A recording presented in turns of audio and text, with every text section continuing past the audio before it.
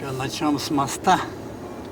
Тахир Гимаддинов местные дороги знает лучше всех. Он каждую неделю ездит в родное село Остров. 2 года назад наша съемочная группа добиралась до деревни по старому мосту через реку Пышму. Сегодня едем по зимней дороге, заснеженным заливным лугам, так как от старого моста остались одни руины. С 2011 года я пытался вот это место отремонтировать.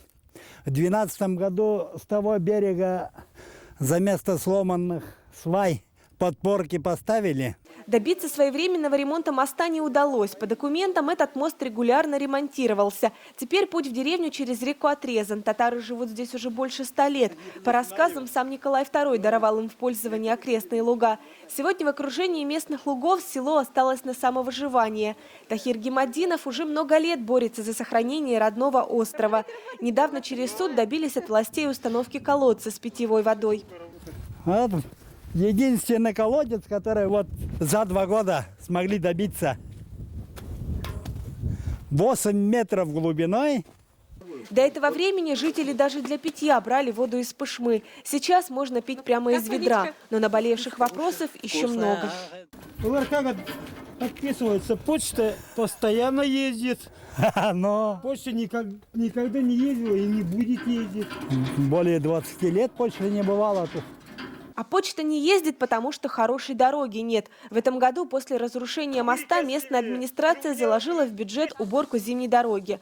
Раньше жители скидывались на солярку и чистили дорогу тоже сами. Но летом, когда снег растает, остров останется посреди воды. Шаид Галимов единственный, кто держит подсобное хозяйство в деревне. Говорит, выжить помогает лес и пес Тугрик. Он один кормилец, откуда деньги возьмешь? Только Тугрик возьмет деньги в лесу.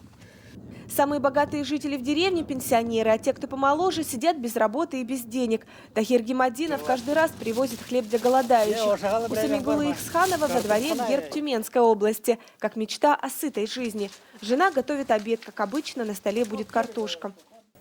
Да, картошка живем, мука нету, помогать у нас некому.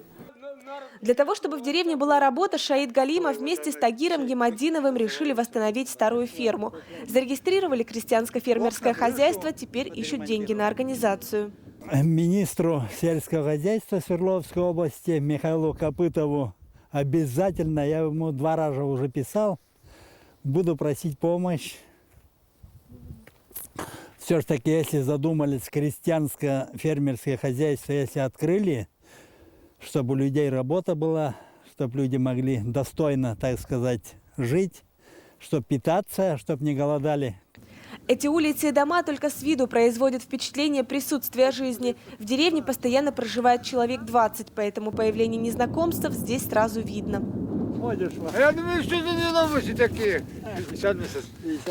На фоне почти пустой деревни и полуразрушенных домов, как чудо, выглядит строительство новой мечети. Ее строят на средства татарского предпринимателя из Тюмени. Потому что в Тугулымском районе нету для мусульман негде. Ездим в Тюмень, в Ахьяра, вот мы, казаки, ездим в Ахьяра, пятничный намаз, так сказать. А чтоб тут свое было, тут рядом казать, то есть это самое вот Калачики, татарская деревня, там тоже нету. Сотага, Перегали, и то негде. На открытие мечети здесь надеются как на чудо свыше. Мусульмане начнут ездить на молитвы, а за ними проснется их жизнь на острове. Будущий минарет. Ой, пока. София Хайруллина, Рамиль Нигматуллин, ТНВ, Свердловская область.